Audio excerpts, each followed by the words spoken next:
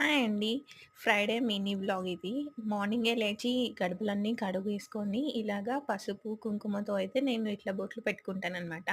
చాలామంది గడపలకి ఈ మధ్య డిజైన్స్ ఏపిచ్చేస్తున్నారు. కాకపోతే మేమున్న ఇంట్లో అయితే ఇలా పసుపు కలర్ ఒక్కటే ఏసి పెట్టారు. కాకపోయినా నేను పసుపు, కుంకుమతోటయితే ఇలాగా రెడీ చేసుకుంటాననమాట. చిన్నప్పటి నుంచి మా మమ్మీ మా ఇద్దరు అక్క చెల్లెళ్ళలో ఎవరో ఒకళ్ళకి ఇలా గడపలు పూజించడం అప్పచెప్పేది. ఇంకొకరికేమో దేవుడి పటాలు తుడిచి శుభ్రంగా బొట్లు పెట్టాలనమాట.